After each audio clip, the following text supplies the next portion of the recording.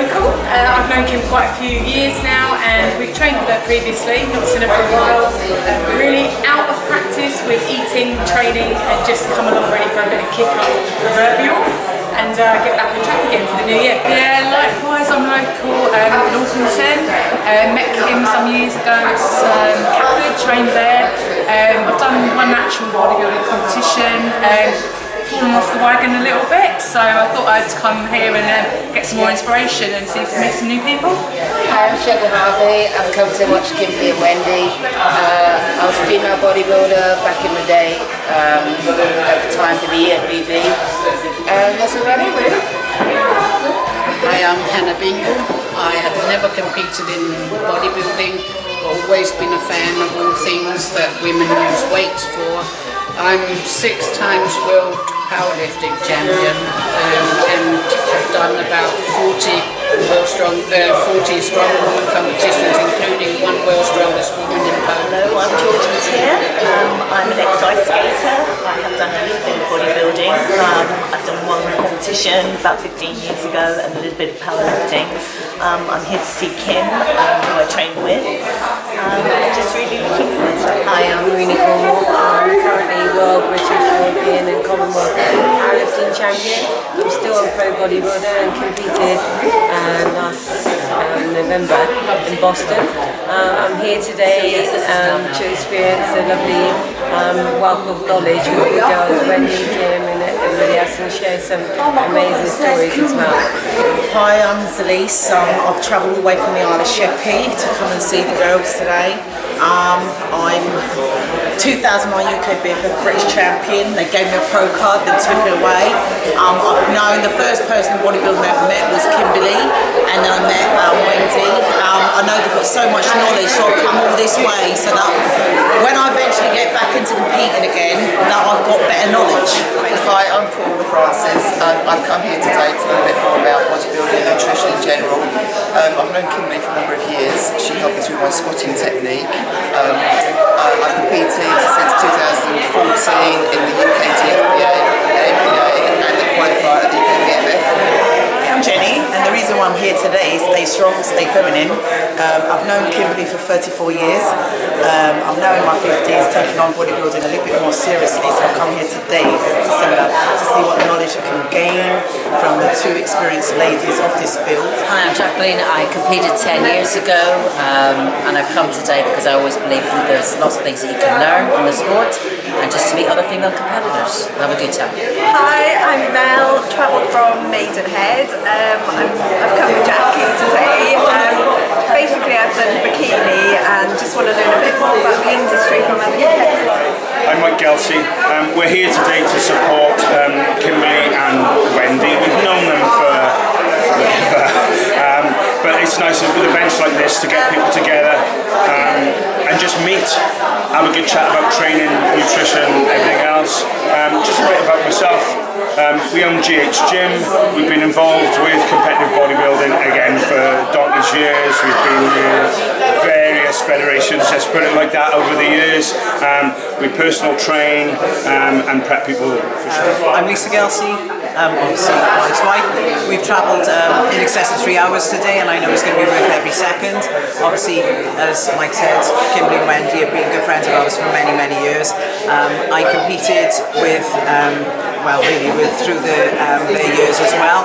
In bodybuilding, and as Michael said, we've been in many federations, competitive and obviously then into the officials and judging and everything in between. And as he said, to support quality athletes in the UK is a must for everybody. Hi, my name's Michael, aka Heads, a photographer. I've been photographing bodybuilding events for the past 10 years. Very good friend of Kim.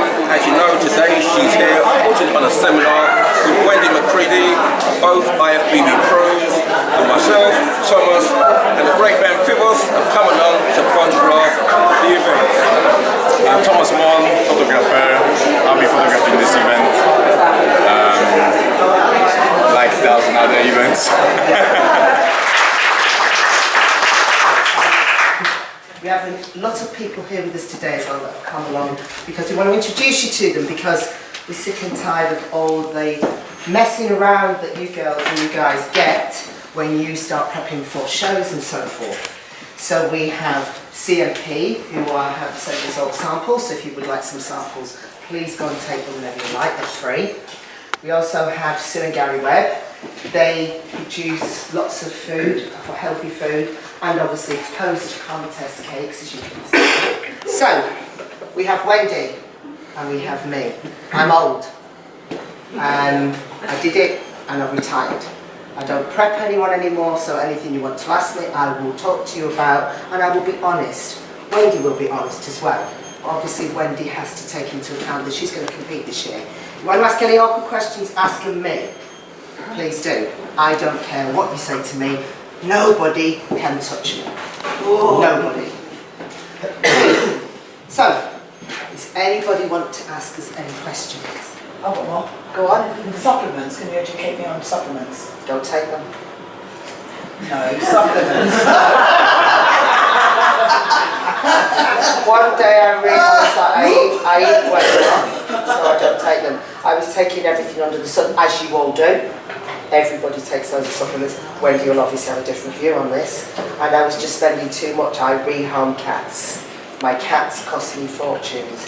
And it was better for me to spend my money on cats, in my opinion, and eat. And so that's what I do. I'm nearly 60, and I look alright. You look sexy. So I stopped taking them. But at one time, obviously, I took everything under the sun. Green lipid muscle, all sorts of shit, all sorts I took. I just don't bother no more. All that getting up in the morning and doing all that, it's all gone. Wendy. Right, I take supplements, but not a lot. Like everything, stick to basics. Creatine, glutamine. Is that because you're competing? Sorry. No. I'll take this even if these types of things I'll take year round. Especially things like glutamine, because the more research into it now, it helps with other things rather than just training and probably gut health and things. PRODCTS, I use a good protein powder, recovery drink, and that's pretty much it really. I mean, I work for CMP, but I don't use everything. I'm a big believer in sometimes less is more. If you stick to basics, good quality supplements, then you don't need to take an abundance of everything. Because then you've got to remember your body's going to be stressed trying to digest and process all these things, so you're going to end up in the worst situation that you have to be in.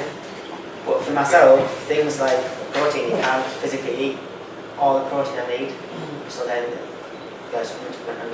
Kevin. When did you say it's the best time to take creatine? Me? Yeah, I or don't both take of it. you? Both of you? Personally, I don't take it. Never did. No, I started on monohydrate many years ago and got the shits. Wondered what was happening, so I stopped. I genuinely have not been one. I'm greedy, incredibly. I'm a northerner. Petrol comes. Yeah, I'm a proper greedy woman. But I just eat.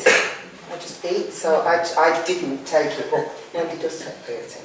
I take mine, 20 minutes before training with glutamine, and then I take it straight after. That's it. I don't load up on it. I don't. It's a waste of time. It's a waste of money.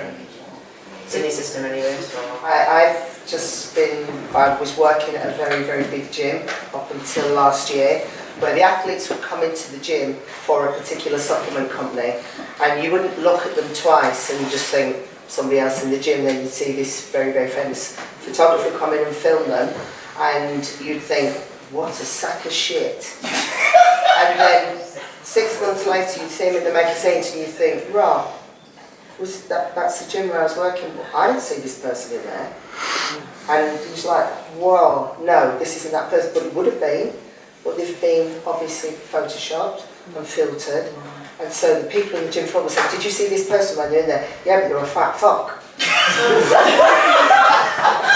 They didn't look like that. That was it. What's your opinion on casing?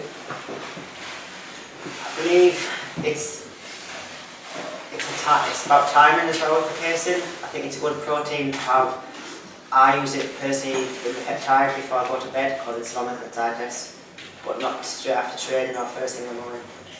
And again, every individual is different. How they react might be better in casing than they are to isolate or concentrate. But from a personal point of view, I like to use casing on an evening just before bed because it breaks down slow.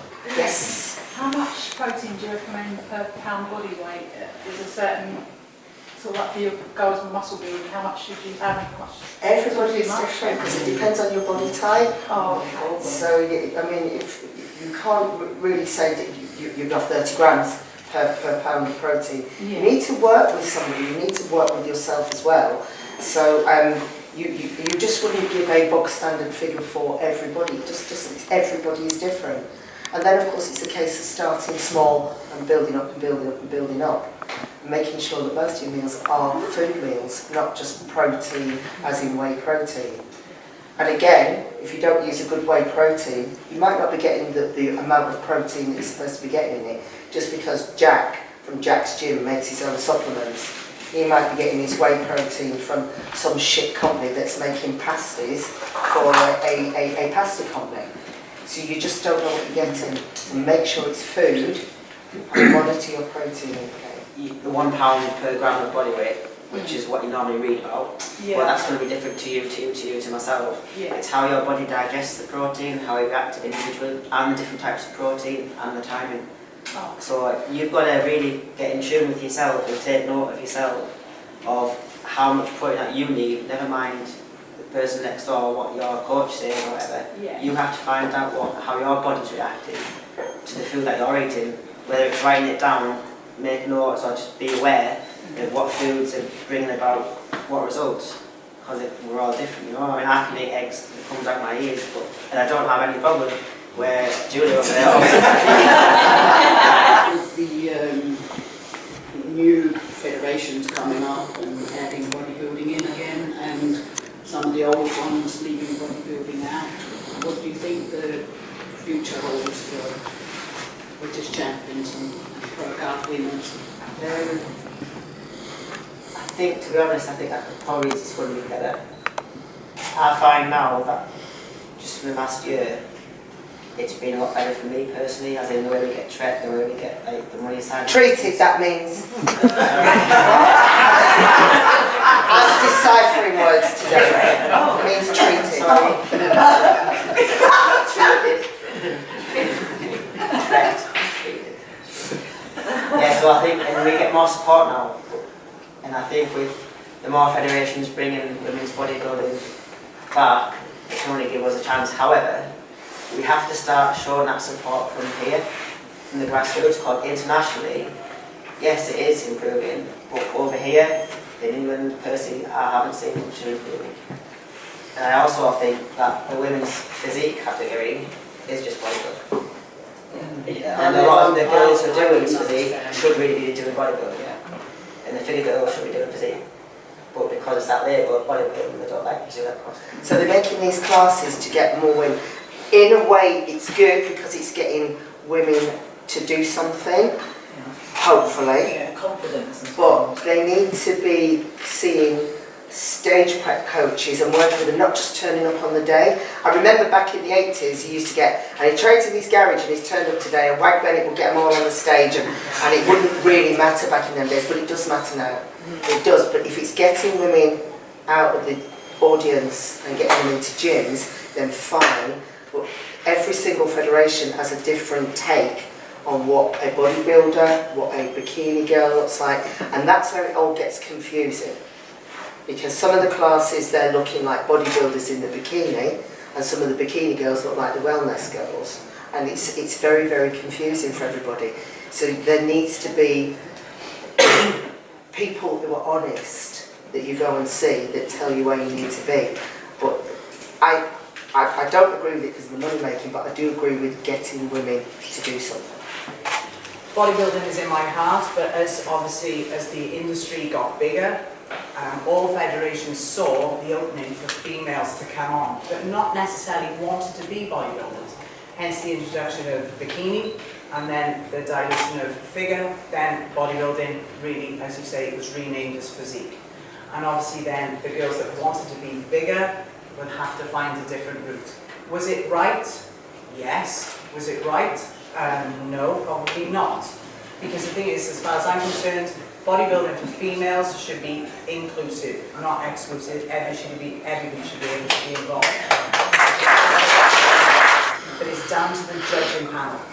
At the moment, there's so many female categories, the judges are quite uneducated into what the criteria is. And when they're that, they don't get the right decisions. And when they don't get the right decisions, that sends out the wrong signals to people in the audience.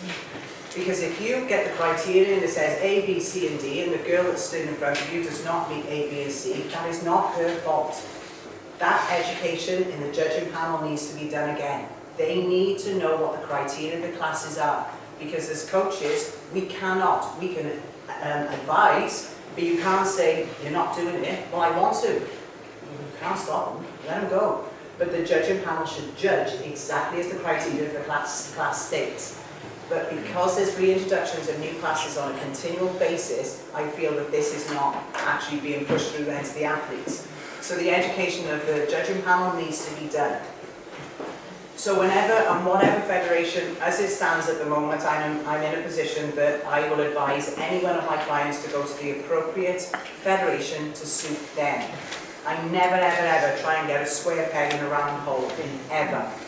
If your physique dictates NABA, you go to NABA. If you can see PCA, you go to PCA. UKBFF, IFBB, MPC, wherever you go, let your physique take you. Don't try and do it the other way around. If you see a glamorous girl and think, I'm going to look like that, don't even bother looking, because you never ever will. You can only be a better version of yourself. Yeah. And if you're a better version of yourself, you find the federation that suits your physique, and you go with it. Does it mean it has to be an established federation? No, it could be a brand new one. That's great. But as you say, there is a place for every woman on a stage. But if you find that you think, actually, I don't want to look like that, don't. Don't find a federation that you want to look like. But never ever think, right, if the fat girl win, the skin girl win, the conditioned girl win, don't. Be the best version of yourself, put yourself into that federation. Okay?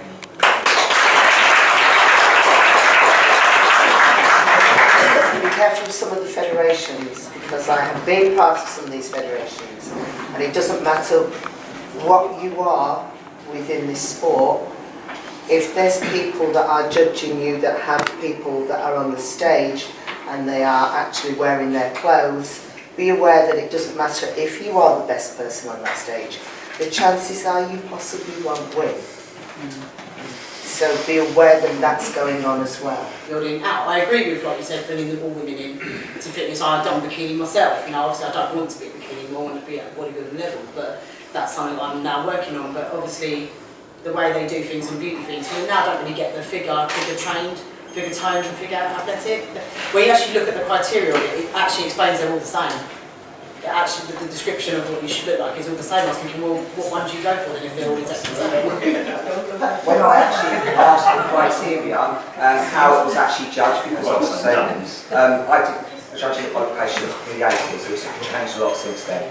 I was asking how they would judge a show. I was actually told that when push comes to the shove, if the physiques were hairpin between them, it would come down to who was the prettiest girl. Yeah. And that was two judges standing there telling me that. I think you have to be aware of how small Britain is in the history of bodybuilding, especially for women. We have not conducted a very good, we have not sent, since Kim and Wendy has plugged along for so long and finally gets her just desserts, there has not really been anybody in between. And that's just, down to two things as somebody watching. We in this country have sent people that have never looked at a stage in America. The tiniest small competition, they are so glamorous, they are so prepared, they know exactly how to stand and things like that, which gives the organizer a much easier thing to sell to promoters and to sponsors. When we sometimes, I'm sorry to say, I appreciate any size of a woman and I would support whatever she wanted to do, but unfortunately the people at the top still think sex sells. And that's what we're up against. And we will not change till we bring the change in. And having more female judges is one way to do it. But also, when you buy your things that go with supplements and things like that, try and see if they marry with your moral conduct. Do they support somebody who's never been to the gym, who's got her bikini all the way up the bum and only twists so you can see front and back? Or do they actually support people that you know that's competing and has gone through the same way as yourself? We have a lot of power, we just need to grab it. And that's by demanding, by the rules, or I won't compete with you. If I have to stand up and be counted and be the troublemaker, you're just paving the way for better for women in the future. So be proud of that, and be proud of who you are. Not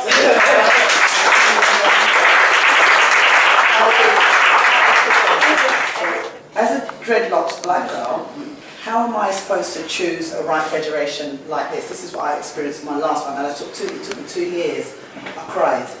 So I've gone on stage with all these blonde girls, and I'm doing fitness model. To me, I look immaculate. Yeah. So my trainer got me to a T point. Yeah, so I don't have my back teeth. Yeah.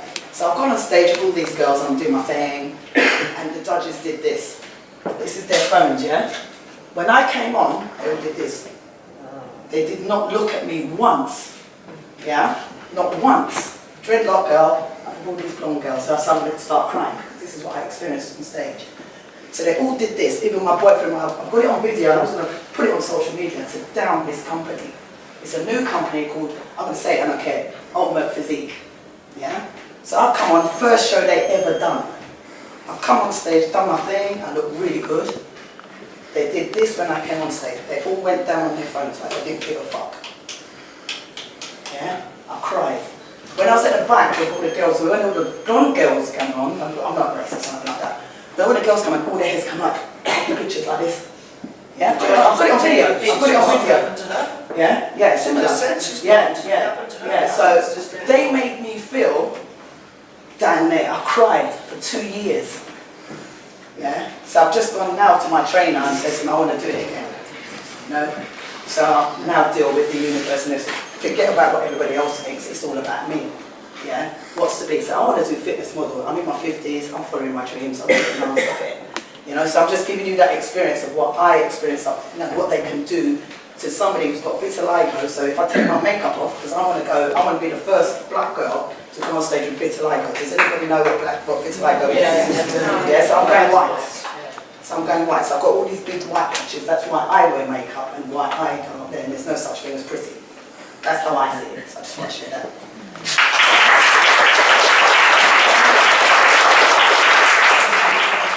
Okay, do your off-season day first. Off-season day, as in food-wise or training-wise? But sort of timings where you would be training, how many body parts per time and things like that. Okay, so off-season I train with weights 5 times a week. Cardio 3 to 4 times a week. Always fasted cardio. Also on the same basis weight? Sometimes there's no, if I train with weights still, I still do cardio. So I get up, if I'm doing cardio, 4:05 every morning, and I usually train roughly about 5 o'clock at night, just because of work and stuff. I have 2 rest days a week, but I recover really well. I know some people can only train 4 times a week, 3 times a week, but my body does recover very well. So pre-contest I go up to 6 days, but off-season 5 times. I have to pull myself back because I love training. Even to this day, I'll wake up and I get really excited because I'm going to train. And if it's rest day, it's rest day. I just love to train. Food-wise, it's pretty boring, I guess. You know, saying I write everything down, I weigh everything out as I mentioned before. Chicken, rice, broccoli. I eat every 2 hours, so I end up eating probably about 7 or 8 times a day. I have roughly one, I don't like to call them cheat meals, but one treat meal a week. and Saturday night I relax a little bit, and that's pretty much it really. Training wise, I stick to basics. I train at Anfield gym, very basic, old school, hardcore gym. I'm not one for fancy machines. I couldn't train in a commercial gym for training. I tried 3 times, each time I walked out. I just don't like the lack of gym etiquette in these commercial gyms. But there's nothing really different. I just every day, every training session I train, give my everything, I don't hold back. I believe if you're in it, you're in it. If I'm in, I'm all in. So if I'm going to train, I don't train half-heartedly. I don't think, oh, that'll do. I have to go, so I know that I couldn't do anything else.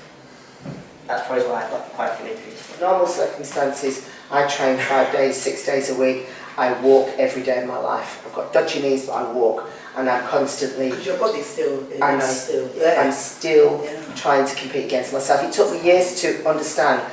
Nobody matters. Nobody matters in my competitive life. Nobody matters in my life except me. If I don't do what I need to do, I will be fat, and that's it. I am fat. I was fat, and that was why I started. So I compete against me every day, and every day I compete against me, and my heart rate and everything in my life has to be a competition against me.